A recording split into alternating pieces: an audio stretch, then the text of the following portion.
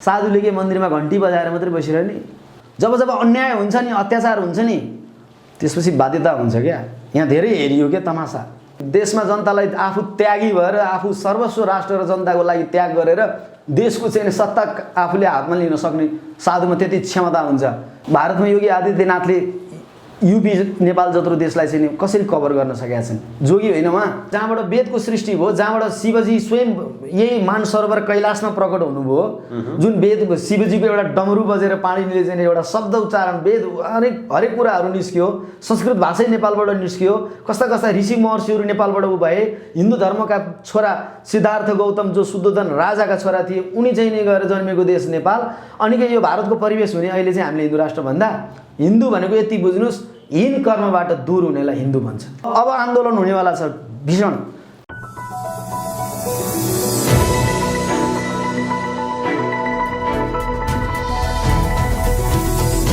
हिमाल online TV. पछिल्लो नेपालको राजनीतिक घटनाक्रमले देशमा ठुलो सङ्कट, अन्योलता, अस्थिरता पैदा भएको छ। यो अन्योलता, अस्थिरताले वास्तवमा अब नेपालको राजनीतिलाई कुन बाटोतर्फ डोर्याउँछ, यो कुन बिन्दुमा गएर टुङ्गिन्छ र यो राजनीति बिग्रिनुको कारण के हो? यो विषयमा कुराकानी गर्नका लागि धर्मगुरु श्री श्रीनिवास आचार्य हुनुहुन्छ। गुरुजी स्वागत छ यहाँलाई। नमस्कार। हिजो सर्वोच्चले जस्तो प्रकारको फैसला सुनायो, यो फैसलाले वास्तवमा नेपालको राजनीति तरङ्गित भएको छ।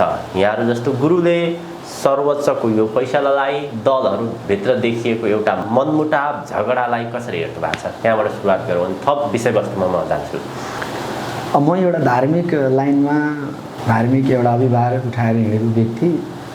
पहिला सुरु मलाई अब यो राजनीतिक विषय भनेको मेरो त्यति चासोको विषय त होइन, तर पनि यसले समाजमा र राष्ट्रमा र धेरै कुरामा फरक पार्छ। एक त म यो देशको नागरिक भएको कारणले गर्दा पनि मैले चासो लिनुपर्ने विषय हुन्छ र यो हामी सबै नेपालको नागरिकहरूको धर्म पनि हो कि राष्ट्रमा के भइरहेछ, राष्ट्र कहाँ पुगिरहेछ, त्यसको विषयमा चासो राख्नुपर्ने कुरा पनि छ। अब म भगवानको प्राय आराधना मठ मन्दिरहरूको सेवामा लागिरहेको हुन्छु। प्राय त्यति मेरो राजनीतिमा त इन्ट्रेस्ट होइन, तर पनि मैले देखिरहेको अवस्था चाहिँ के हो भने जे नहुनु थियो त्यो भइरहेछ, जो हुन नपर्ने त्यो भइरहेछ। तपाईँ आफै भन्नुहोस्, जनताको अभिभार बोकेर जनतालाई यो गर्छु त्यो गर्छु, यो दिन्छु त्यो दिन्छु, तिमीले जिताएर पठाएपछि भनेर चाहिँ चुनावमा चाहिँ भोट जितेर आएका यी प्रतिनिधिहरूले यहाँ आएर बबन्डर मचाउने हो, झगडा गर्ने हो। जनता दुःख र असह्य अवस्थामा परेको बेलामा अहिले जतातता बाढी पीडित चलिराखेको छ, जतातता बाँध फुटिराखेको छ, पहिरो गइराखेको छ, कोभिडले ग्रस्त छन् नेपाली जनता। अनि देशमा चाहिँ नि राजनीतिक दल जसले राष्ट्र बनाउन जनतालाई सेवा सुरक्षा दिन गएको यही हो, यही गर्न गएको, यही गर्न पठाएको हामीले। ल भन्नुहोस् त तपाईँ, एउटा सानो बच्चाले पनि क्वेसन मार्क गर्ने अवस्था छ। हेर्नु न, विभिन्न नेटहरूमा सानो सानो बच्चाहरूले पनि नेताहरूको एक्टिङ गरेर अनेकौँ बोलेर चाहिँ नि व्यङ्ग्य हानिरहेका हुन्छन्। वाइ? किन भने यो विकराल परिस्थिति हो अहिले। हेर्नुहोस्, यस्तै तरिकाले हुने हो भने त बाह्य शक्तिहरू चाहिँ मजबुत भएर नेपाललाई नै या त टुक्र्याउने अवस्था या चाहिँ नेपाल रहने नरहने अवस्था पनि आउन नसक्ला भन्न म सक्दिनँ। सिक्किममा पनि त्यही भएको होइन र? हो नि। वास्तवमा अहिले यी राजनीतिक दलहरूलाई जनताले जनमत दिएर देश बनाउन पठाएको राजनीतिक दलहरू मिलेर यो देशलाई जुन बिन्दुमा लगेर पुर्याए, अब अहिले धार्मिक गुरुहरू नचाहँदै पनि राजनीतिप्रति चासो दिएर यी राजनीतिक दलहरूले, नेताहरूले के गरिरहेका छन् यसको विषयमा आवाजहरू उठाइरहनु भएको छ। वास्तवमा उनीहरूले जानेर नजानेर अथवा के कारणले यो गरिरहेछन्? राजनीतिक विषय गुरुहरूको चासो होइन। चुप लाएर बस्नु नि, आफ्नो मन्दिरमा पनि भन्छन् कतै कतै हामीलाई हिन्दू राष्ट्र चाहिन्छ, देश स्वाभिमान बच्नुपर्छ, राष्ट्रियता रहनुपर्छ, नेपालीहरूको चाहिँ इतिहास बच्नुपर्छ, नेपालीहरूको गौरव रहनुपर्छ, नेपालको धर्म विश्वमा एक मात्र हिन्दू राष्ट्र नेपाल रहनुपर्छ भन्दा हामीलाई धेरैले अनेक थरी भन्छन्। तर म के भन्छु भने मेरो धर्मले के सिकाएको छ भने अन्याय गर्नु पनि पाप हो, अन्याय गरेको हेरेर बस्नु सहनु पनि पाप हो। यो दुईटै कुरा बराबर छ। र राष्ट्रप्रति र जनताप्रतिको जिम्मेवारीदा जुन उहाँहरूमा चाहिँ नि आत्मैबाट हुनुपर्ने त्यो नभएर हो। जनता, देश र राष्ट्रमा भइरहेको अन्याय, अत्याचार, देशमा भइरहेको चाहिँ विभिन्न समस्या, भन्नुहोस् यत्रो युवाहरू विदेशमा गएर परिश्रम बेच्नुपर्ने हो हाम्रो देशले। नेपालमा के छैन? नेपाल यस्तो भूभाग हो जुन विश्वमा कुनै पनि देश छैन। यहाँ एक छिनमा चाहिँ नि हिमालमा पुगेर हिउँ खेलेर आएर तराईको गर्मीमा गएर चाहिँ नि खोलामा पौडी खेल्नुपर्ने त्यस्तो प्रकृति छ हाम्रो देशमा। कुन सोर्सको कमी छ हाम्रो देशमा? मलाई भन्नुहोस् त। प्रकृतिले कमी गरेको छ कि हामीलाई? इतिहासले हाम्रो पुर्खाले आज बिहारको एउटा प्रान्तमा हामी एउटा ऊ भएर बस्नु पर्थ्यो, पुर्खाले कम दियो हामीलाई। आज सम्झेको छ हाम्रो यो जेनेरेसनले। अब त युवाहरू तात्नुपर्छ, युवाहरू जाग्नुपर्छ। यो राष्ट्रको गरिमा हामी सबै मिलेर बस्नुपर्छ, सबै जाति मिल्नुपर्छ। यहाँ जातिवादीमा चाहिँ कुनै भेद, अहिले यहाँ दलितको बारेमा कत्रो कुरा उठिरहेको थियो। एउटाले दलितले चाहिँ नि कोठा दिएन रे दलित भनेर, अर्को चाहिँ गएर कोठाको कुरामा यहाँ विभिन्न झगडा लफडा। यो विभिन्न दलित त राज्यले बनाएको नि। लफडा जातको विषयमा, धर्मको विषयमा जुन प्रकारको विवाद तिक्तताहरू आइरहेको छ, यो विषयमा त म आउँछु नै। तर अहिले नेपालमा जुन प्रकारको व्यवस्था छ, नेपालको संविधान 2072 छ, प्रधानमन्त्री केपी शर्मा ओलीलाई जनताले जनमत दिएर 5 वर्षको लागि मन्त्रीमण्डलमा पठाए, प्रधानमन्त्री बनाए। तर अहिले चाहिँ सर्वोच्चले आएर केपी शर्मा ओलीलाई बर्खास्त गरेर शेरबहादुर देउवालाई प्रधानमन्त्रीमा नियुक्त गरिएको छ। यो विषयलाई चाहिँ तपाईँहरूले कसरी हेर्नु भएको छ भन्ने मेरो भनाइ। अब यो विषयलाई कसरी हेर्ने? जनता मरिरहेछन्, खोप नपाएर, खान नपाएर भोकमरी लागिरहेछ। यहाँ कुर्सीको लागि लडाइँ भएर चाहिँ नि यहाँ रात दिन नेताहरू चाहिँ जनता बचाऊ अभियान छैन, यहाँ कुर्सी बचाऊ अभियान ठाडै त्यही होइन भने यो सही हुने कुरा हो? यति बेला यो गर्नुपर्ने हो हाम्रो नेताहरूले। किन यसो गरे? किन यसो गरे? भ्रष्टाचारमा लिप्त देश, सबै कर्मचारीदेखि सबै कसरी कुर्सी जोगाउने, कसरी आफ्नो पद प्रतिष्ठा जोगाउने, कसरी आफ्नो गल्ला भर्ने, यति कुराको चिन्ता छ। यहाँ राष्ट्रप्रतिको चिन्ता हुन्थ्यो, जनताप्रतिको जिम्मेवारी चिन्ता हुन्थ्यो भनेदेखि आज यो दशा आउँथ्यो र आउँदैन थियो नि? त्यो नभएर हो। त्यही भएर जनताले चिन्नुपर्छ अब यस्ता व्यक्तिहरूलाई। अब नयाँ युवाहरूलाई उठाउनुपर्छ देश बनाउनलाई। यिनीहरूको पालो सक्यो। हिजो पञ्चेको पालामा पनि यिनीहरू नै, राजा फाल्ने बेलामा पनि यिनीहरू नै, राजालाई चाहिँ नि वास्तवमा यिनीहरूले झुकाएर जसरी फाले त्यति बेला पनि यिनीहरू नै, अहिले चाहिँ नि यति बेला आएर अब यो लोकतन्त्र गणतन्त्र पनि भनिएको छ यिनीहरू नै। अनि ल भन्नुहोस्, यही नेताहरू होइन हिजोदेखि हामीले जन्मेदेखि देखेको? के नेपालमा युवाहरू छैनन्? अबको जेनेरेसनले चाहिँ देशको बारेमा चिन्ता गर्न नपाउने? अब युवाहरूले चाहिँ अघि बढ्नुपर्छ। युवाहरूलाई हामी एकत्रित गर्छौँ, सबै राष्ट्रवादीदेखि सबै धर्म चाहने, राष्ट्र चाहने, अस्मिता, राष्ट्रको देश, यो देशको इतिहास अस्मिता जोगिनुपर्छ। हामी नेपाली फेरि गौरवमय भएर विश्वमा चिनिनुपर्छ भन्ने नेपालीहरू एक सूत्रमा बाँधेर अब हामी ठुलो एउटा चाहिँ देशमा आँधीबेरी ल्याउँछौँ आन्दोलनको। फेरि पनि तपाईहरू गुरुहरू, साधु, सन्त, सामाजिक अभियन्ता, धार्मिक अभियन्ता जे भनौँ, अहिले जस्तो प्रकारको कार्यक्रमहरू सञ्चालन गरेर आफ्ना भनाइहरू राखेर हिँडिरहनु भएको छ, तपाईँहरूको उद्देश्य चाहिँ के हो? उद्देश्य हाम्रो के हो भने नेपालमा यो परिस्थिति, यो विडम्बना रहिरहनु हुँदैन। आज देशमा यत्रा युवाहरू चाहिँ विदेशिएका छन्, तिनीहरूको परिश्रम हामीले नेपालमै परिश्रम चाहिँ नि सदुपयोग हुने वातावरण बनाउनुपर्छ। यी पुराना भएका सारा कल कारखानाहरू हामीले फेरि सुचारू गर्न सक्नुपर्छ। देशमा चाहिँ नि हाइड्रोदेखि लिएर हरेक चिज, जलदेखि लिएर के छैन, सब चिजबाट चाहिँ हामीले उपलब्धिमूलक कामहरू गरेर युवाहरूलाई देशमै रोजगार दिनुपर्छ।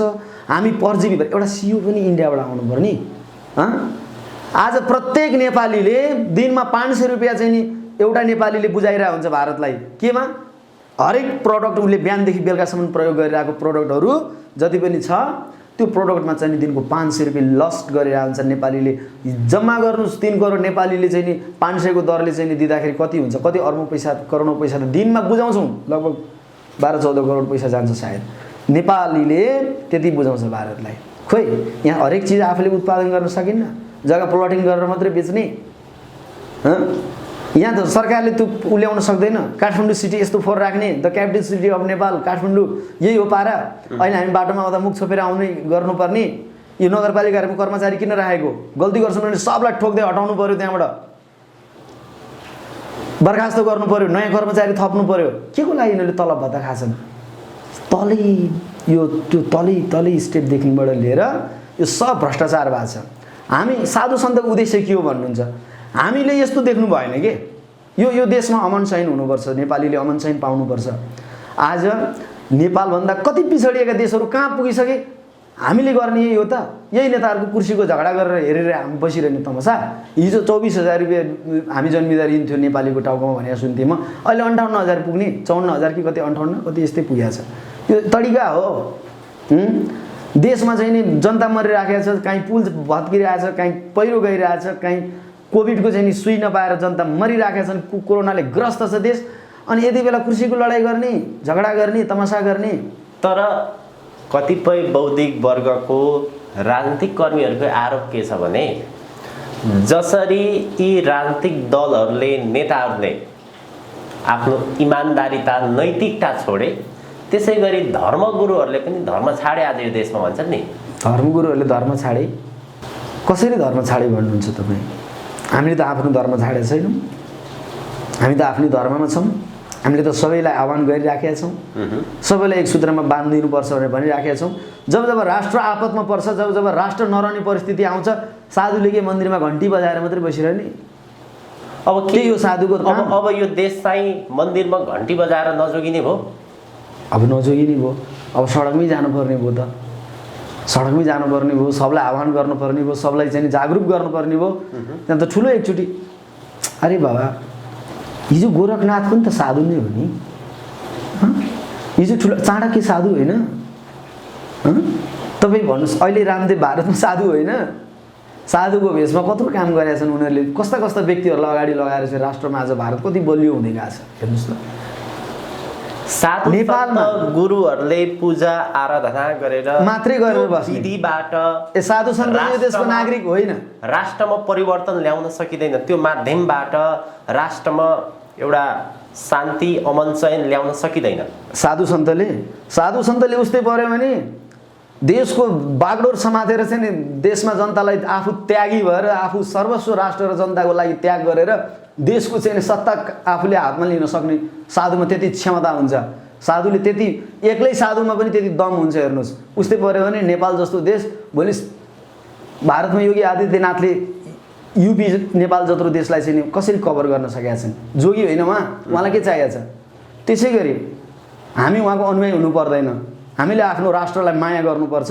यो जनताहरू सबैमा भगवान हुनुहुन्छ भन्ने भाव राख्ने हो भने, सही भित्र चाहिँ आत्मैबाट चाहिँ सच्चा रूपले राख्ने हो भने त्यो साधुले देशमा परिवर्तन गरेर युवाहरू सक्ने जुझारु युवाहरूलाई अगाडि लगाएर देशको विकास गरेर हामीलाई के चाहिएको छ? यिनीहरूले यदि राजनीतिक दलहरूले रिस उठायो भने भोलि जनताको मन जितेर जनताहरूलाई सेवा गरेर जनताहरूले भगवान हो भन्ने भाव राखेर जनताहरूकै पूजा गरेर हामीले उस्तै पर्यो भने हामी राजनीतिक पाटोमा अगाडि आउनु पनि बेर छैन। त्यो परिवेशले गराउँछ, समयले गराउँछ। किन योगी आदित्यनाथलाई बाध्यता किन भयो त? जब अन्याय हुन्छ नि, अत्याचार हुन्छ नि, त्यसपछि बाध्यता हुन्छ क्या। यहाँ धेरै हेरियो क्या तमासा। अब राजनीतिक दलहरूको विकल्प साधु सन्त भनेर सबैको नाम लिन सक्दिनँ। हेर्नुहोस् सबै साधु सन्तमा त्यो भाव भोलि राजनीतिक माहौलमा पनि नेताहरूको अगाडि खरो तरिकाले उभिएर चाहिँ नि भोलि आफ्ना कुराहरू राख्न सक्ने हाम्रो पनि प्रतिनिधि धर्मको अब भित्र जानुपर्छ सभामा भन्ने मेरो धारणा हो। त्यो चाहिँ मेरो पक्का धारणा हो। किनभने अब हाम्रो बोल्दिने मान्छे कोही पनि छैन। कसले बोल्दिने? कमल थापाले बोल्दिने। कमल थापा त्यति अब क्यापेसिटी छ कमल थापामा हिन्दू राष्ट्र ल्याउने? असम्भव। ल्याउने भए उनले त्यत्रो 24 सिट हुँदाखेरि के गरिसक्थे? त्यो सम्भव छैन। अब नेपाली जनता सारा जाग्छन्, धर्मगुरुहरू अगाडि लागेर विशुद्ध धार्मिक आन्दोलन हुन्छ र त्यो धार्मिक आन्दोलनले राष्ट्रलाई एउटा सही डिसिजनमा चाहिँ लगेर मोडमा लगेर अड्याएर राख्छ। यति मलाई विश्वास छ। अब आन्दोलन हुनेवाला छ भीषण देशमा। त्यो आन्दोलन किन हुनेवाला छ भने हामीलाई अहिले चुनाव चाहिएको होइन, हामीलाई अहिले यहाँ खोप चाहिएको छ। हामीलाई अहिले यहाँ प्रत्येक नेपालीको घाँसबास कबासको चाहिँ यत्रो समय बन्द भयो, सारा यी ब्याङ्कका कर्जाहरू चाहिँ सारा तिरेर नेपालीहरू अहिले मुख हात जोड्ने अवस्था छैन। हजुर, धार्मिक गुरुहरू धार्मिक सङ्घ संस्थाहरू जसरी एकताबद्ध एउटा गोलमा बाँधिँदै हुनुहुन्छ तपाईहरू। तपाईहरूको उद्देश्य धर्मको अहिलेको सवालमा धर्मको मात्र रक्षा गर्ने हो कि राजनीति नै गर्ने हो? धर्मको रक्षा गर्न त धर्म रक्षा गर्ने ठाउँमा जानुपर्ने परिवेश आउन सक्छ कि जस्तो लाग्छ मलाई। धर्मले धर्मको मात्रै रक्षा गर्दैन, राष्ट्रको पनि गर्छ, जनताको पनि गर्छ, सबै मानव प्राणी जाति सबैको गर्छ। तर कतिपयले भन्छन् जोगीले राजनीति गर्ने भन्छन्, त्यस्तो पनि प्रश्न गर्छन्, जिज्ञासा राख्छन्। राजनीति गर्न मात्रै पर्छ हामीले? राजनीति गर्ने असल त्यस्ता पात्रहरू जन्माउन सक्छौँ हामी, चेलाहरू। हामीसँग त्यति क्षमता छ, हामीसँग त्यति संस्कार दिनु सक्ने हामीसँग क्यापेसिटी छ। यति बुझ्नुहोस् कि जबसम्म नेपालमा त्याग र समर्पण जनताप्रति र नेपालप्रति भाव भएको व्यक्ति अगाडि आउँदैन तबसम्म यो नेपाल सुध्रिनेवाला छैन। यहाँ यस्तै भ्रष्टाचार, यस्तै उसँग बिग्ने, बाहिरको रिमोटबाट चल्ने, विदेशी संयन्त्रले चलाउने, त्यही हो त। अब तपाईँले अघि मलाई प्रश्न गर्दै हुनुहुन्थ्यो अदालतले यो निर्णय गर्यो त्यो निर्णय गर्यो। ल हेर्नुहोस् त, आफ्नै बहुमतको सरकार आफै भित्रको मान्छेले ढाल्न लाग्ने, आफै पार्टीभित्र पनि यस्तो छ भनेदेखि यो पार्टीले कहिले देशलाई उमा लाग्न दिएछ? प्रत्यक्ष कार्यकारी चाहिँ नि प्रधानमन्त्री हुनु पर्यो यो देशमा, प्रत्यक्ष जनताले चुनेर प्रत्यक्ष पठाउने। यहाँ यो दुनियाँ पार्टीको चाहिँ नि यहाँ लफडा गराएर हेर्नुहोस्, जनताहरू चाहिँ नि प्रत्येक जनमा चाहिँ नि आज यो परिस्थिति आउनु परेको कारण भोलि चुनाव आउँदाखेरि झन्डा बोकेर सबै दौडिनु पर्ने परिस्थिति बनाइदिन्छ यिनीहरूले।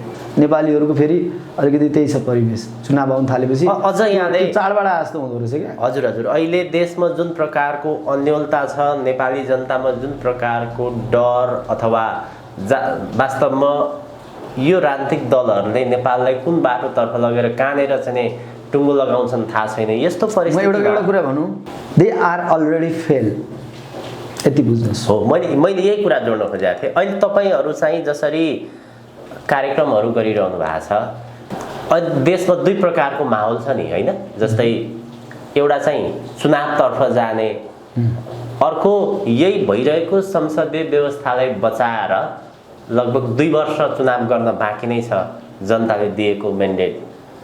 दुईटा मध्ये एउटा विकल्पमा जाने उहाँहरू भन्दै हुनुहुन्छ। एउटा विकल्पमा त गइ पनि सक्यो, तपाईहरू चाहिँ कुन विकल्पमा जान खोज्दै हुनुहुन्छ भनेर त्यो प्रश्न कुरा आएन के? मैले वास्तवमा भन्नुपर्दाखेरि म त यो संविधानले पछिसम्म रूप लिइरहन्छ, टिकिरहन्छ यो संविधान नै भन्ने जस्तो मलाई लाग्दैन, होइन? म त पहिला सुरु के भन्छु भने यो संविधानै नेपालीपन र नेपालीले तयार गरेको संविधान होइन, प्रष्ट रूपले मैले बुझेको। र जहाँसम्म लाग्छ यो संहिताको कुरा छ, यो देशलाई ठुलो घाँडो हुँदैछ अब। र यो गणतन्त्र, संहिता, यो धर्मनिरपेक्षता, यो जुन कुराहरू छ यो नै देशको लागि ठुलो विष भएको छ अहिले। र यो चाहिँ नि नसकिएसम्म अथवा यसको विरुद्धमा जनता ओर्लेर सडकमा चाहिँ नि यसको विरुद्धमा चाहिँ नि त्यो आन्दोलन तयार भएर यो समाप्त नहुन्जेलसम्म चाहिँ यो राष्ट्रमा मलाई लाग्छ स्थिरता आउनेवाला छैन। यो एकदम 100% कुरा हो। र यसमा चाहिँ नि अब मलाई लाग्छ एकचोटि देशमा मैले चाहिँ सोचेको छु सबै युवाहरू लाग्ने हो र सबै युवाहरू तात्ने हो भनेदेखि अब नयाँ पिँढी युवाहरूले देश चलाउनुपर्छ। र अब नयाँ युवाहरू सबै लागेर अब देशभरि नै हामीले एउटा आन्दोलनको तयारी गर्नुपर्छ। हामी त्यो तयारीमा छौँ अहिले। हामी देशभरि नै सम्पूर्ण युवाहरू जति पनि राष्ट्रवादी युवाहरूलाई एक ठाउँमा ल्याएर हामीले चाँडोभन्दा चाँडो सबै एकजुट भएर नयाँ युवा, नयाँ नेतृत्व, गणतन्त्र, संहिता, धर्मनिरपेक्षता यी भित्र अटाउने कि यसलाई फालेर नयाँ संरचना खडा गर्ने? नयाँ संरचना हुनु पर्यो। यो अभाव सिद्ध भइसक्यो देशलाई, यो टिक्नेवाला छैन। यो बाहिरबाट आयातित हो। नेपाली जनताले 62-63 को आन्दोलनमा धर्मनिरपेक्षताको कुरा आएको थियो, उठ्या थियो र चोरबाटोबाट ल्याए नि। अहिले त्यसो भयो नि देशमा राज संस्था र हिन्दू राष्ट्रको जुन प्रकारको आवाजहरू उठिरहेको छ, माहौल बन्दै गइरहेको छ, एक थरीका मानिसहरूले के आरोप लगाउँछन् भने 62-63 को दोस्रो जना आन्दोलनपछि 2065 जेठ 15 गते राजतन्त्रको पूर्ण रूपमा औपचारिक विदा गरेर नेपाल गणतन्त्र घोषणा गरियो। त्यति बेला घोषणा गर्दाखेरि यी साधु सन्त बौद्धिक वर्ग कहाँ थिए, अहिले एक्कासी यो कसरी आयो यो माहौल भन्छन् नि, के हो यो खास? ती साधु सन्तहरू कहाँ थिए भनेर हजुर भन्नुहुन्छ, हामी हेरिरहेको थियौँ यिनीहरूको तमासा के। औपचारिक रूपमा राजा हटायो भन्नुहुन्छ, औपचारिक रूपमा कहाँ हटायो मलाई देखाउनु त, कुन तरिकाले हटायो? औपचारिक रूपमा राज संस्थालाई यिनीहरूले हटाएको हो र? त्यो औपचारिक थिए, यिनीहरूले घोषणा गरे गणतन्त्र भन्ने गणतन्त्र हुन्छ। वास्तवमा मेरो विचारमा त त्यति बेला राजा हटाउनको लागि यिनीहरूले जनमत सङ्ग्रह गरेका थिए। त्यही कुरो मैले जोड्दैछु। यदि राजालाई असंवैधानिक तौरबाट अवैधानिक बाटोबाट हटाइयो भने आवाज किन नउठाएको? आवाज त चुइक सुनिएन भन्छन् नि। ए बाबा 62-63 को समयमा पनि चुनावमा चाहिँ नि हिन्दूहरूको मत पुगेको थिएन र भित्र, बाहिर हिन्दूहरू सल्प लागेका थिएनन् र तत्काल जब धर्मनिरपेक्षता घोषणा भयो वीरगन्जमा आन्दोलन भएको थिएन, नेपालगञ्जमा आन्दोलन भएको थिएन, सायद त्यतिखेर हजुरहरू पनि होइसिन्न थियो होला मेरो विचारमा। यो ठाउँमा भनौँ न, यो लाइनमा त्यति बेला 62-63 को समयको कुरा हो, जति बेला धर्मनिरपेक्षता भयो त्यति बेला तत्काल केही धर्मगुरुहरूले आन्दोलन पनि गरे। वीरगन्जमा आन्दोलन भयो, नेपालगञ्जमा आन्दोलन भयो, छिटफुट रूपमा भयो, सङ्केतहरू आयो। त्यस्तो अवस्थामा पनि जति बेला 62-63 को आन्दोलन जनआन्दोलन भर्खर सकिएको अवस्थामा पनि त्यो भएको हो। प्रशासनले खुब दमन गर्यो। र म अझै पनि के भन्छु भने नि, म प्रष्ट रूपले यो राजनीतिक विषय जो राज संस्थाको कुराहरू छ, यो भनेको अझै पनि 3 करोड नेपाली जनताको हातमा छ, मेरो हातमा छैन, तपाईँको हातमा छैन, कुनै पोलिटिकल नेताको हातमा छैन, र यो कुरा राजाको हातमा पनि छैन। यो कुरा 3 करोड नेपाली जनताले चाहियो भने इट्स ओके, होइन भने अब देशलाई नयाँ नेतृत्व त चाहियो त। हाम्रो धर्मको रक्षा गर्ने पनि रक्षक चाहिन्छ, संस्कृतिको संरक्षण गर्ने चाहिन्छ। भोलि राष्ट्रपतिले त तपाईँको पशुपतिनाथको पूजा गर्ने, भोटो देखाउने, कुमारीको हातको टीका लगाउने यो देशको परम्परा जो हिजोदेखि बचिरहेको छ, विश्वमा परिचित हाम्रा चाहिँ कतिपय यस्ता परम्पराहरू छन् राष्ट्रको, छैन र? पशुपतिनाथमा गएर पूजा गर्नुपर्ने, शिवरात्रिमा जानुपर्ने, यावत हरेक गढीमाईदेखि हरेक यस्ता तीर्थस्थलहरू, मुक्तिनाथदेखि हरेक ठाउँमा राजाहरूको चाहिँ नि त्यहाँ पहिलादेखि जुन कृतिहरू छ त्यो अहिले पनि देख्न पाइन्छ। र भोलि यो देशमा के राष्ट्रपति मुस्लिम भयो भने यो सम्भव छ? इज इट पोसिबल छ भने मलाई भन्नुहोस्। यो देशको राष्ट्रिय अध्यक्ष यो राष्ट्रको परम्परालाई पनि ध्यान गर्न सक्ने, चिन्तन गर्न सक्ने त्यो खालको विशेष व्यक्ति हुनुपर्छ। म भन्छु मुस्लिम दाजुहरू पनि धेरै हिन्दू राष्ट्रको पक्षमा हुनुहुन्छ, नेपालका सही असल क्रिस्चियनहरू पनि सबै हिन्दू राष्ट्रको पक्षमा छन्, किनभने उनीहरू सेफ छन् क्या हिन्दू राष्ट्रमा। तर अहिले तपाईँहरूले जे उद्देश्य उठान गरिरहनु भएको छ, धार्मिक गुरुहरू बीच पनि मतभेद छ, धार्मिक सामाजिक अभियन्ताहरू बीच पनि मतभेद छ, उहाँहरू एउटै मञ्चमा उभिएर अगाडि बढ्न सक्नुहुन्न, पुग्नुहुन्छ गन्तव्यमा? म के भन्छु भने हेर्नुहोस्, धेरै रङ्ग धेरै थरीका परिवेश भनौँ, गुरुहरू भनौँ, व्यक्तिहरू भनौँ यो देशमा हटाएका छन्। धेरै जातका फुलबारीको यो देश भने जस्तो यहाँ धेरै सम्प्रदाय, ठाडो टिका लाउने, तेर्सो टिका लाउने, गोलो टिका लाउने, अनेक थरीका टिका लाउने, पशुपतिमा गएर हेर्नुहोस्, अनेक ठाउँमा हेर्नुहोस्।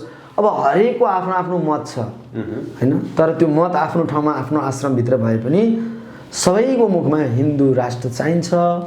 नेपाल पहिला बरु धेरै राम्रो थियो, अहिले एकदमै खतम भयो। अहिले नेपाली भनेर बाहिर कुनै देशमा चिनिँदा पनि हामीलाई त अब बेइज्जती हुने परिस्थिति हाम्रो बनिसकेको छ। नेपालको त्यति इमेज डाउन भइसक्यो अहिले, पहिला र अहिलेमा फरक भयो। किन भयो भनेर अब नयाँ पिँढीले पनि खोज्दैछ क्या यो कुरा। यो हिन्दू राष्ट्रको विषयमा मैले केही गुरुहरूसँग, केही जानकारहरूसँग कुराकानी गर्दाखेरि वास्तवमा हिन्दू भन्ने त धर्म होइन संस्कार हो भन्छन्। यो के हो खास? यो हिन्दूको मुद्दा उठाएर नेपाललाई हिन्दू राष्ट्र बनाएर अझ खाल्डोतिर हालिने काम गर्दैछ, यो त इन्डियाको एजेन्डा हो पनि भन्छन्। के हो यो खास कुरो? त्यसो भए 14वटा बुद्धिस्ट राष्ट्र छ, नेपालमा बुद्ध जन्मेको, अब नेपालको एजेन्डा भनेर त्यो राष्ट्रमा भनिरह होला नि त? कस्तो नयाँ थिङ्किङ होइन भन्नुहोस् त।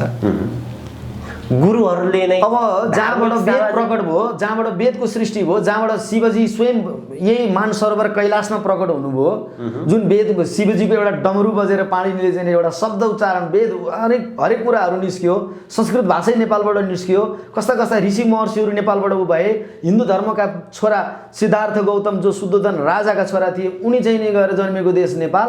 अनि के यो भारतको परिवेश हुने अहिले चाहिँ हामीले हिन्दू राष्ट्र भन्दा, हिन्दू भनेको यति बुझ्नुहोस् हीन कर्मबाट दूर हुनेलाई हिन्दू भन्छ, यति बुझ्नुहोस्। यो हिन्दू भन्नेबित्तिकै कसैको एजेन्डा कसैको के यो छैन। विभिन्न राष्ट्रहरू मुस्लिम राष्ट्र छन्, विभिन्न राष्ट्रहरू क्रिस्चियन राष्ट्र छन्, विभिन्न राष्ट्रहरू बौद्धिस्ट राष्ट्र छन्, तर विश्वमा कहीँ देखाउनुहोस् मलाई हिन्दू राष्ट्र। विश्वको एक मात्र चिज यो युनाइटेड नेसनले बचाउनु पर्ने होइन, उनीहरूको कानुनमा छैन। कुनै पनि विश्वको एक चिज जो खतरनाक छ भने पनि त्यसलाई जोगाउनु युनाइटेड नेसनको चाहिँ नि त्यो कानुन हो भनेर भन्छ भन्दैन। तर एउटा मात्रै हिन्दू राष्ट्र नेपाल चाहिँ किन बाँच्दै हाम्रो? यो त वेस्टर्न युनियनको चाहिँ नि विशेष खेला।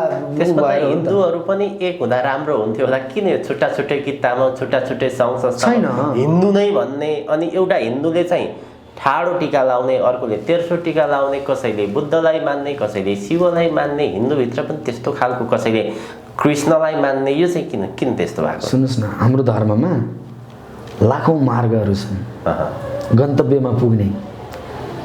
फर एन इक्जाम्पल, पशुपतिनाथमा तपाईँ आउनुहोस्, तर तपाईँ आउँदाखेरि कुन बाटोबाट आउने? थानकोटबाट आउने कि दक्षिण कालीबाट आउने कि काभ्रेपट्टिबाट धुलीखेलपट्टिबाट आउने कि, या तपाईँ फ्लाइटमा आउने कि, या हेलिकप्टरमा आउने कि, या गाडीमा आउने कि, या ट्रक चढेर आउने कि, बस चढेर आउने, त्यो तपाईँको मर्जी हो नि। हामी हरेक बाटोबाट जहाँ जताबाट गए पनि हाम्रो सनातन धर्मभित्र जो परम्परादेखि चलेर आएको परम्परा छ, यो सनातन धर्म भनेको चाहिँ विभिन्न जतिसुकै मार्ग भए पनि अन्तिममा गन्तव्य एउटै हो। ढिलो पुग्नु र चाँडो पुग्नुमा फरक पर्ला, तर हाम्रो सनातन धर्मको गन्तव्य अन्तिममा आउने सबै पशुपतिनाथ हो, तर आउने बाटोहरू फरक हुन सक्छन्। त्यसलाई त अझ कतिपय बौद्धिक वर्गले चाहिँ के भन्छन् भन्दा हिन्दू भन्दा पनि वैदिक सनातन धर्म भन्दा राम्रो हुन्थ्यो होला नि पनि भन्छन्। अनि सबैको मुखबाट अहिले मैले यही सुन्छु कि। हजुर। तर एउटा शब्दमै हामी के भइसकेका छौँ भन्दाखेरि हिन्दू राष्ट्र भन्ने बित्तिकै त्यसमा एउटा छाती नै फुलेर आउँछ कि हामी सबैलाई। क्या हिन्दू भनेर फेरि के बनाइदिएको थाहा छ?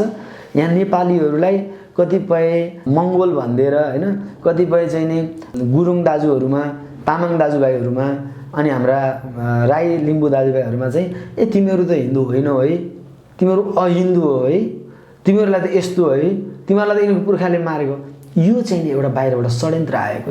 हामी मिलेर बसिरहेको नेपालीहरू दाजुभाइहरूमा हाम्रो हरेक परम्परासँग जोडिएको छ। किराँत दाजुभाइहरूको, राई दाजुभाइहरू जो हुनुहुन्छ, राई लिम्बूहरू, उहाँहरूको किराँत धर्मलाई निहालेर हेर्नुहोस्। भगवान् शिव र पार्वतीले लिएको किराँतेश्वर रूपको चाहिँ नि यो कथा, गुरु फाल्गुनन्द जसले चाहिँ नि हातमा त्रिशूल बोकेर चाहिँ नि भगवान् भोलेनाथको किराँतेश्वर रूपलाई मानेर पूजा गर्नुहुन्थ्यो, उहाँहरूको पुर्खा उहाँहरू हो नि। उहाँहरूले देखाएको बाटो खै त? आज विभिन्न दुनियाँको बाहिर विदेशीहरूको कुरा सुनेर बाहिर विदेशीहरूले यसो अलिअलि सहयोग गरे भन्दैमा उनीहरूको चाहिँ नि संस्थामा चाहिँ नि आफू आबद्ध भएर आफ्नै देशको चाहिँ आफ्नै दाजुभाइहरूसँग लड्ने, हामीसँग कता कता सम्बन्ध छैन र एउटै कुवाको पानी खाएर हाम्रो पुर्खाहरू हुर्किया होइन? ईश्वर त एक नै हो नि है? ईश्वर एक छ, हेर्नुहोस् रूप अनेक, धर्म किन फरक? विभिन्न फरक। म एउटै कुरा भन्छु तपाईँलाई, संसारमा सबै कुरा एउटै भयो भने मुस्किल हुन्छ संसार चल्न, बुझ्नुभयो? सत्व रजत तम यो तीन गुणले व्याप्त छ संसार। यो तीन गुणले व्याप्त संसारमा सत्व गुण, रजोगुण, तमोगुण, यो तीनै गुण भएका, तीनै विचार भएका मान्छेहरू हुन्छन् र ती विचार अनुसारको आफ्नो धर्म उनीहरूले लिन पाउँछन् नि। यो तीन गुणले फरक फरक धर्म मान्ने हो? नै, तीन गुण मान्छेमा हुन्छ, त्यसैले सत्वगुण बेसी हुनेले सत्वगुणको बाटो रोज्छ, तमोगुणमा ज्यादा आसक्त हुनेले तमोगुणको बाटो रोज्छ। बलि चढाउँछ, काटमार गर्छ, हत्याहिंसा गर्छ, तर पनि उसले परमात्माको पूजा गरिरहेको हुन्छ होइन? अब सात्विकले चाहिँ नि अब केही चिजै उसलाई चल्दैन, उसले धेरै कट्टर रूपले चाहिँ भगवान्लाई आराधना गर्छ, किनकि सात्विक चिज त्यहाँ कुनै चिजको मिसावट नहोस् भनेर उसले शुद्धता गरिराखेका हुन्छ। तर कतिपय रूढिवादी कुराहरू भन्छन् समाजमा, यो कुराहरूलाई पनि चिर्नु जरुरी छ। हाम्रो धर्मले कहिल्यै पनि, हेर्नुहोस् म अहिले पनि यहाँ बसेर बोलिराखेको छु, कतिपयले मलाई यो बाहुनहरूले बोल्छन् अनि पण्डितहरू बोल्छन् तर बाहिर केही पुर्याउँदैन, केही गर्दैन, यिनीहरूले चाहिँ मिडियामा पनि झुट बोल्छन् भन्छन्। म प्रष्ट रूपले म छातीमा हात राखेर भन्छु, मेरो आश्रममा मेरो शिष्यहरू विश्वकर्मा पनि छन्, परियार पनि छन्, श्रेष्ठ नेवार जातिका पनि हुनुहुन्छ, राई लिम्बू जातिका पनि हुनुहुन्छ, जो मसँग मन्त्र लिएर मेरो परम शिष्य भन्नुभएको छ। उहाँहरूमा मैले कहिले पनि उहाँहरूको सायद मनमा त्यो आवाज छैन होला कि स्वामीजीले हामीलाई भेद गरिसिन्छ भनेर। म कहिले पनि त्यो जातित्व हेरेर उहाँहरूलाई भेद गर्दिनँ।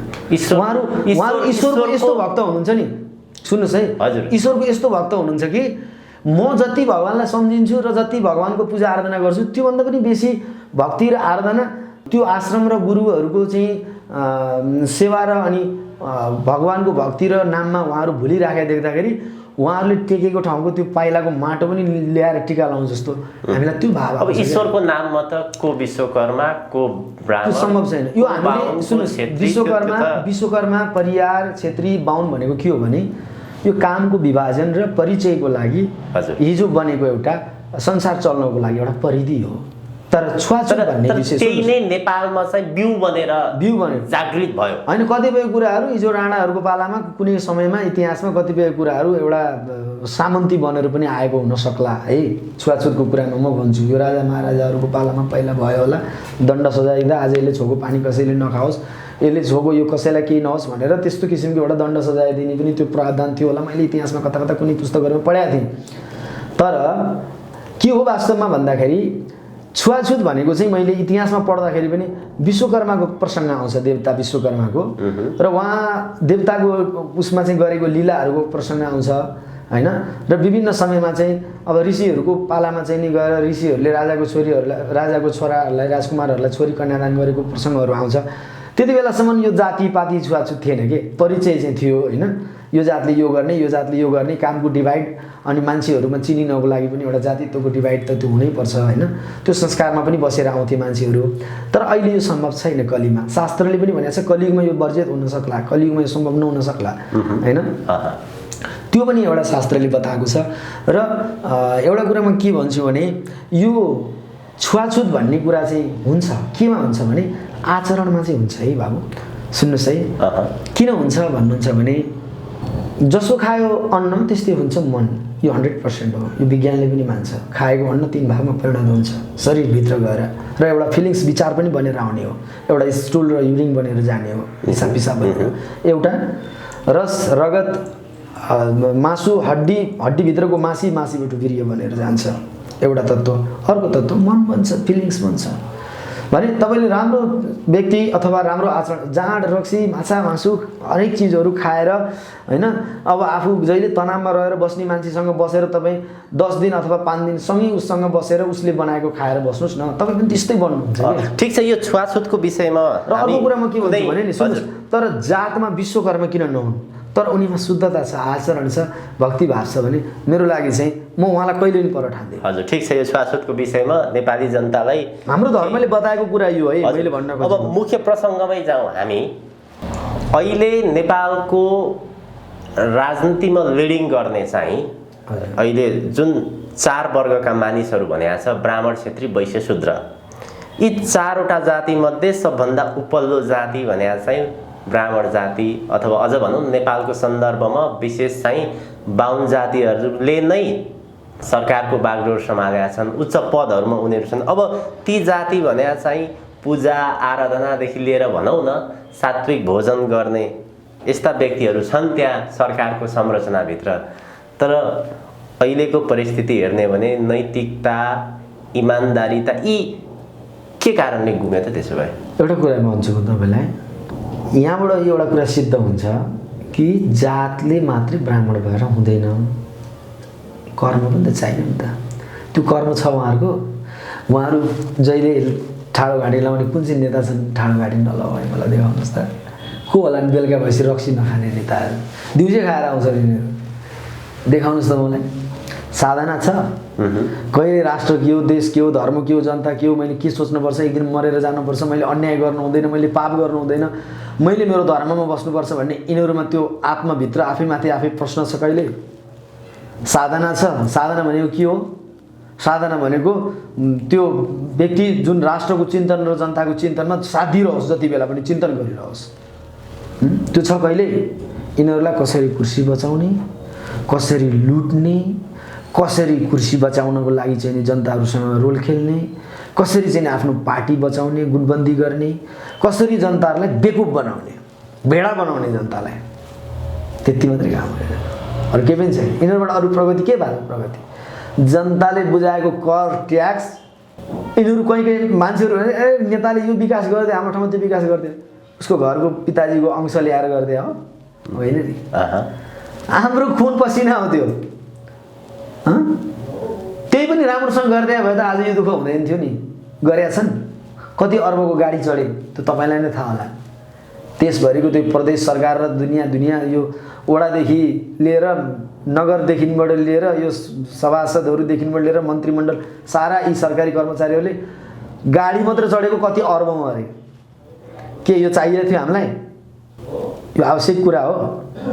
जनता, सारा नेपाली जनतालाई यी सबै चाहिँ नि राज्यमा बसेकाहरू मिलेर खोपै मात्र अहिले दिन्थे भने पनि यिनीहरूको जय जयकार गरिदिन्थे। त्यो अभिलाषा कोसँग राख्ने?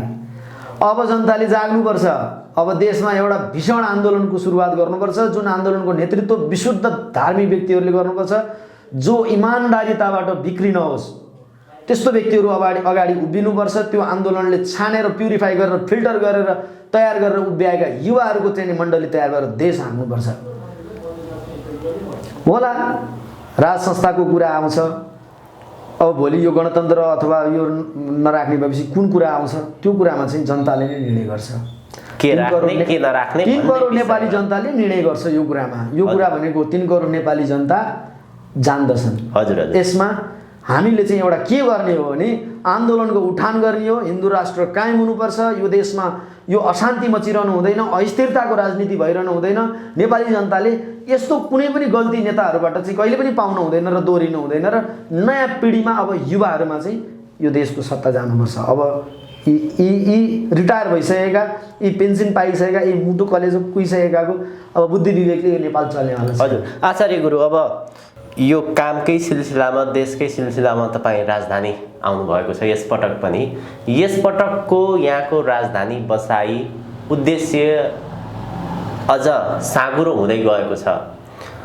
राष्ट्र बचाउनको लागि, यो राष्ट्रलाई सङ्कटबाट हटाउनको लागि जे अभियान तपाईँहरूले अहिले सञ्चालन गरिरहनु भएको छ, जस्ता व्यक्तिहरूसँग, गुरुहरूसँग, सङ्घ संस्थाहरूसँग छलफल गरिरहनु भएको छ, तपाईँले लाग्छ अब यो एउटा टुङ्गो पुग्ला, देशको सङ्कट समस्या समाधान यी व्यक्तिहरूबाट होला, त्यस्तो देख्नुहुन्छ तपाईँ? र साँच्चै उनीहरू एक ठाउँमा उभिएर व्यक्तिगत स्वार्थभन्दा माथि उठेर जान सक्ने सम्भावना देखिन्छ त्यस्तो? एउटा कुरा विचार गर्नुहोस्, म सबभन्दा ठुलो के मान्दछु भने समयलाई नै भगवान मान्दछु। क्या समय नै भगवान हो। समय आएपछि नि त्यो कसैको केही पनि लाग्दैन। म समयको इन्तजारमै छु। 68 सालदेखि अहिले 78 साल होइन सायद, यति वर्ष भयो म यो आन्दोलनमै छु अनवरत रूपमा। गौ हत्यादेखि मैले लानको लक्ष्मी पूजामा गौ हत्या भएदेखि त्यहाँबाट एउटा आन्दोलन सुरु भएर चाहिँ नि त्यो गौ हत्या बन्दको लागि, त्यो गौ हत्या गर्नेलाई सजाय हुनुपर्छ भनेर आन्दोलन गरेर म उत्रिएको मेरो गुरुको आज्ञाले। त्यहाँदेखि म अहिलेसम्म आन्दोलनमा छु। म पटक पटक राज्यसँग चाहिँ नि भक्तहरू, जनताहरू, हिन्दू राष्ट्रको पक्षमा उर्लिने जनसागर लिएर म ठाउँ ठाउँमा आन्दोलनमा लागि पनि राखेको छु र लागि नै रहने छु। म पछि हट्नेवाला पनि छैन, हार्नेवाला छैन। र अर्को कुरा, सबैलाई तपाईँहरूले सल्लाह गर्नुभएको छ अब एकजुट भएर जाने सम्भावना होला त भन्ने जस्तो कुरा गर्नु खोज्नुभयो होला। मैले भन्नु खोजेको के हो भने समय आएको देखेपछि र त्यो समयको शुभ सङ्केत पाएपछि हेर्नुहोस्, अहिले यी एकजुट हुनलाई नसकेकाहरू त परै जाउन्। हिन्दू राष्ट्रमा कहिले हिन्दू राष्ट्र चाहिन्छ भनेर वकालत गर्नेहरूको विरोध गर्नेहरू पनि एक ठाउँमा आएर चाहिँ हिन्दू राष्ट्रकी जय जय भन्ने परिस्थिति आउनेवाला छ। अब यहाँ त आचार्य गुरु हुनुहुन्छ, मैले भन्न खोजेको व्यक्तिगत स्वार्थभन्दा धेरै माथि उठ्नु भएको छ। सिद्धको के हो त्यसको चाहिँ नि व्याख्या म जान्दिनँ। सिद्ध हुनुहुन्छ अथवा सिद्धको लाइनमा हुनुहुन्छ, के हुनुहुन्छ त्यो मलाई थाहा छैन।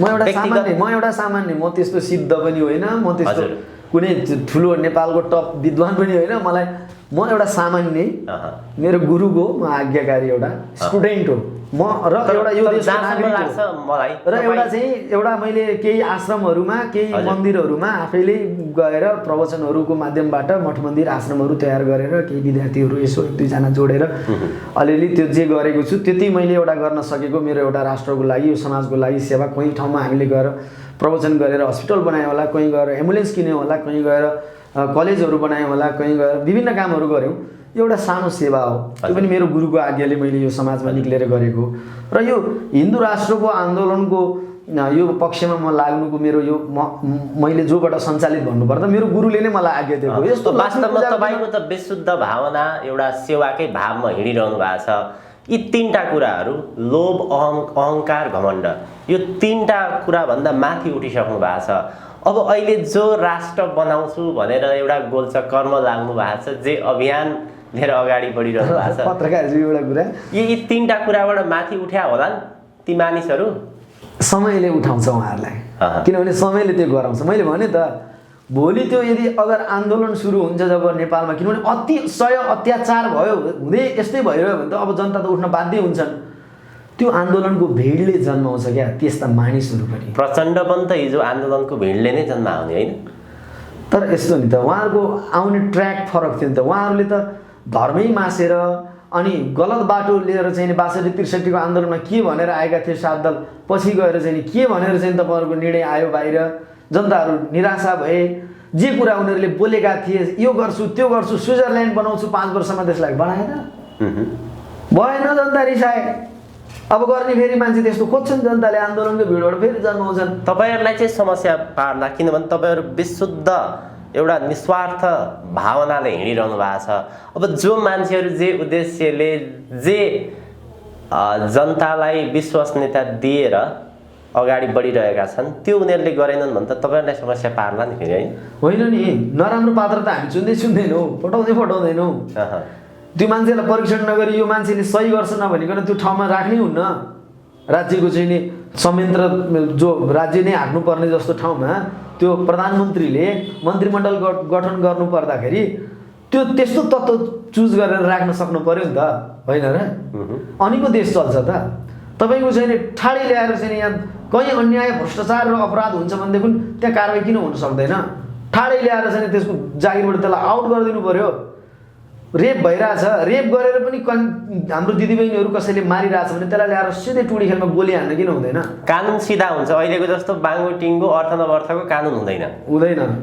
यदि कुनै चेलीको निर्मम रेप भएर हत्या हुन्छ भने त्यो हत्या गर्नेलाई ल्याएर टुडी खेलमा झुन्डाएर गोली ठोक्नुपर्छ यत्रो समय भयो राष्ट्रपति महिला भएको देश तर सबभन्दा बेसी चाहिँ नि छोरी चेलीमाथि बलात्कार भएको देश नेपाल किन यस्तो भयो त यही हो त कानुन एउटालाई ल्याएर चाहिँ नि रेपिस्टलाई ल्याएर गोली ठोक्ने बित्तिकै अर्कोले रेप गर्न सक्छ हिम्मत छ त्यो किन गर्दैन राज्यका चाहिँ नि ठुल्ठुला नेताहरूले भन्दा उनीहरूकै छोराहरू संलग्न होला कि भन्ने डर छ यहाँ हजुर हस् अत्यन्त धेरै धन्यवाद गुरु एउटा सत्कर्ममा लागिरहनु भएको छ यहाँलाई धेरै शुभकामना पनि छ अन्त्यमा केही भन्न छ यहाँलाई लागेको मैले त्यस्तो छुटाएको नै छुटाएको भन्दा पनि हजुरको ब्रह्मले जति उहाँ भित्रबाट आयो त्यो सोध्नुभयो मैले जति जे आयो मैले बोलेँ कुनै कुराहरू बोल्दाखेरि अब कहीँ त्यो भित्रको भावले होइन विगतमा भोगेका कुराहरूले गर्दाखेरि उत्तर चढाव कुराहरू पनि आउन सक्ला तर म प्रष्ट एउटा के भन्छु यो मिडिया मार्फतबाट नेपाली जनतालाई भने हेर्नुहोस्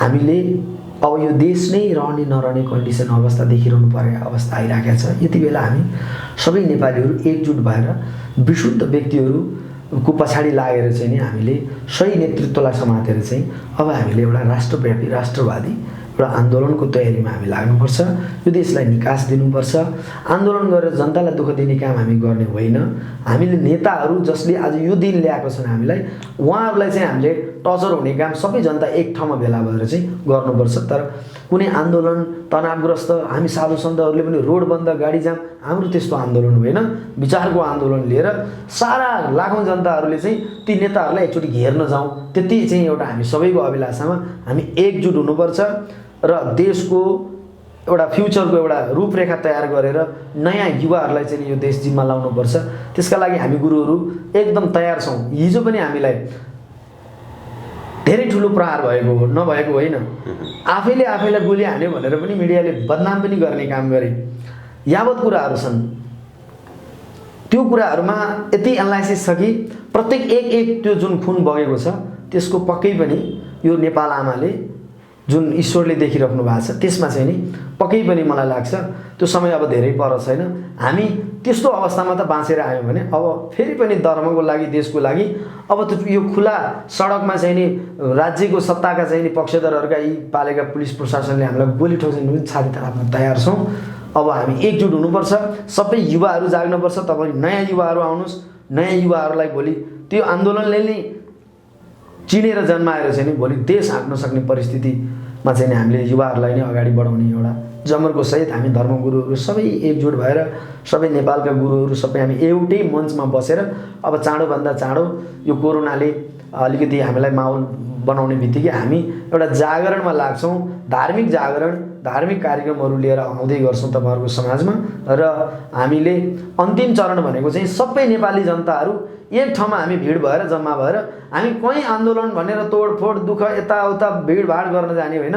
हामीले धेरै ठुलो मास लिएर चाहिँ ती नेताहरू जसले आज देशलाई यो हालतमा पुगिराखेका छन् तिनीहरूसँग प्रश्न गर्न चाहिँ हामी घेर्नै जान्छौँ उहाँहरूको घरमा। यति काम चाहिँ हामी सबै मिलेर गर्नुपर्छ। त्यसपछि एउटा टुङ्गो लाग्छ, एउटा बाटो लाग्छ राज्यको। त्यसमा अब मैले प्रष्ट रूपले भनिसकेको छु, म एउटा राजनीतिकको एउटा अभियन्ता भन्दा पनि म धार्मिक अभियन्ता हो। मैले धर्म र अन्याय र अत्याचार र देश टुक्रिरहेको र भाँडिरहेको र लथालिङ्ग भइरहेको बेलामा हेरेर बस्नु मेरो पनि धर्म होइन। म नागरिक पनि हुँ र एउटा धर्मगुरु भएको हुनाले धर्म एउटा संवेदनशील विषय हो राष्ट्रको लागि। त्यो कुराहरू नभइरहँदा देशमा म आत्तिने मैले बोलिरहने कुराहरू र अभियानहरू चलाएर सङ्घर्ष गरिरहने कुरामा त यथावत नै म रहिरहनेछु। हस्, धन्यवाद। अत्यन्त धेरै धन्यवाद गुरु। धन्यवाद।